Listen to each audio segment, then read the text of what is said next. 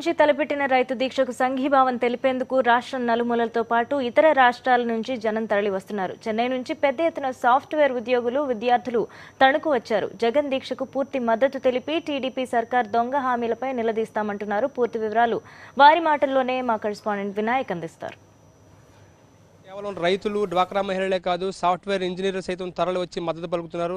మనం చూసుకున్నట్లయితే కనుక చెన్నై నుంచి ప్రత్యేకంగా సాఫ్ట్వేర్ ఇంజనీర్లు కూడా రావడం జరిగింది, విద్యార్థులు కూడా రావడం జరిగింది. ఇక్కడ వైఎస్ జగన్మోహన్ రెడ్డి ప్రారంభించబోయే రైతు దీక్షలో తమ గోడు వెళ్ళబోసుకుందాము, రాష్ట్రంలో జరుగుతున్న అరాచకాలను వివరించేందుకు వారు కూడా రావడం జరిగింది. వారితో మాట్లాడే ప్రయత్నం. సార్ చెప్పండి, మీరు సాఫ్ట్వేర్ ఇంజనీర్లుగా ఉంటూ ఎందుకు ఇక్కడికి రావడం జరిగింది? రైతు దీక్షలో మీరు ఎందుకు పాల్గొనాలనుకుంటున్నారు? నేను సాఫ్ట్వేర్ ఇంజనీర్గా 8 సంవత్సరాలు పనిచేస్తున్నానండి.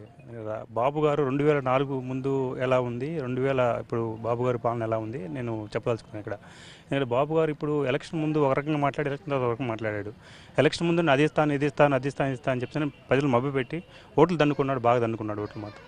ప్రజలకు ఎందుకంటే ఇవన్నీ తెలియక, వాళ్ళకి ఏంటంటే ఇవన్నీ తెలియక ప్రజలు ఓట్లు వేశారు. నమ్మిన వాళ్ళని మోసం చేయడం అంటే బాబు తర్వాతే అండి, ఎవరు అట్లా చేయరు. ఇది నేను ఒక రైతు కుటుంబం నుంచి వచ్చాను కాబట్టి నాకు ఆయన చేసే ఇవన్నీ నాకు ఎందుకంటే నచ్చలేదు కాబట్టి నేను ఎందుకంటే ఈ రకంగా జగన్ గారికి మద్దతు ఇచ్చి ప్రజలను చైతన్యవంతం చేద్దామని చెప్పి నా వంతుకు కృషి చేద్దామని చెప్పి అన్ని నుంచి వచ్చానండి. మరియు పాండిచ్చేరి ఇతర రాష్ట్రాల్లో, ఎందుకంటే మన రాష్ట్రంలో ఉద్యోగాలు కల్పించే స్థితిలో ప్రభుత్వం లేదు. సో అక్కడే ఉంటున్నాము. ఎప్పుడే దానికోసం ఎదురు చూస్తున్నాం, ఎవరైనా ఉద్యోగం కల్పిస్తారేమో మళ్ళీ ఆంధ్ర వచ్చేదానికని.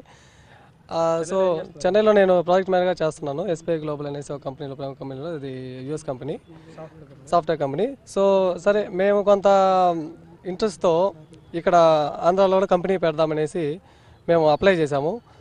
బాబు గారు అన్నారు ఇంటికి ఒక ఉద్యోగం అన్నారు, కానీ మేము ఇంటికి ఒక దాంట్లో బాగా పంచుకుందాము. సరే, ప్రభుత్వం ఏదైనా కానీ నిరుద్యోగులకు ఉద్యోగం కల్పించడం మన ఒక ప్రాథమిక హక్కులాగా మనకు ఒక సేవ చేసుకున్నట్టు అవుతుందని మేము కంపెనీ పెట్టేదానికి ఆయన ప్రతి ప్రెస్ మీటింగ్లో బెంగళూరు వెళ్ళి చెప్తారు, చైనా వెళ్ళి చెప్తారు. పర్మిషన్స్ నేను సింగిల్ విండో 1 వీక్లో చేస్తాను, 1 మంత్లో చేస్తాను అని చెప్పారు. ఇక్కడ చూడండి, ఏపీఐఏసి నేను నవంబర్ 28వ తారీఖున చూడండి సెజ్కి సంబంధించిన సాఫ్ట్వేర్ రిక్వైర్మెంట్ కంపెనీ లెటర్ మొత్తం పంపించాను, వాళ్ళకి పంపించాను. చూడండి, ఇక్కడ చూడండి, 28వ తారీఖు పంపించాను. ఈరోజు డేట్ ఎంతండి? ఈ రోజు వరకు ఎటువంటి రెస్పాన్స్ లేదు. ఎప్పుడు అడిగినా చూడండి, after receive your application will definitely process you, I prepare draft for this. ఇప్పుడు ఏదో రివైజ్డ్, ఐఎమ్ సారీ.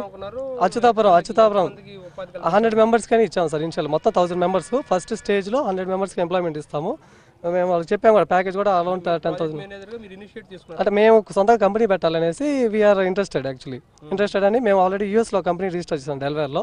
అక్కడ 3 రోజుల్లో మొత్తం షేర్ సర్టిఫికేట్స్ కలిపి ఇచ్చేసాం మాకు. ఇక్కడ మేము ఇక్కడ సెంట్రల్ గవర్నమెంట్లో కంపెనీ రిజిస్టర్ చేసుకున్నాము, కానీ సేజ్ అలికేషన్ వరకు ఇంతవరకు ఇవ్వలేదండి. దువాడ దగ్గర విశాఖపట్నం అచ్యుతాపురంలో. నా మిత్రుడు హిందూపూర్లో చదువుతున్నాడు సార్. ఇప్పుడు సెకండ్ ఇయర్ చదువుతున్నాడు, బీటెక్.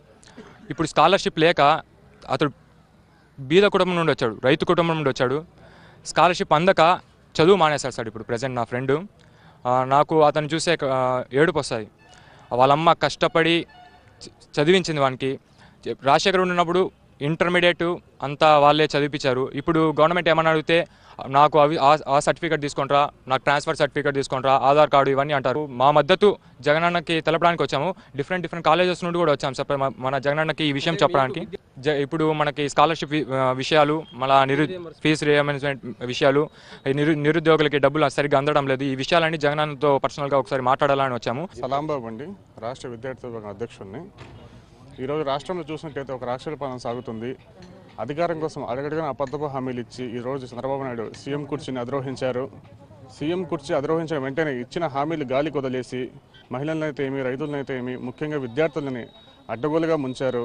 విద్యార్థులకైతే ఇంటికో ఉద్యోగము, 2000 నిరుద్యోగ వృత్తి, ఫీజు రియంబర్స్మెంట్ పథకాలు ఆంక్షలు లేకుండా ఇస్తానని చెప్పి అధికారంకి వచ్చిన వెంటనే ఏది అమలు చేయకుండా గాలి మాటలు చెప్తూ సింగపూర్, జపాన్ తిరుగుతున్నారు.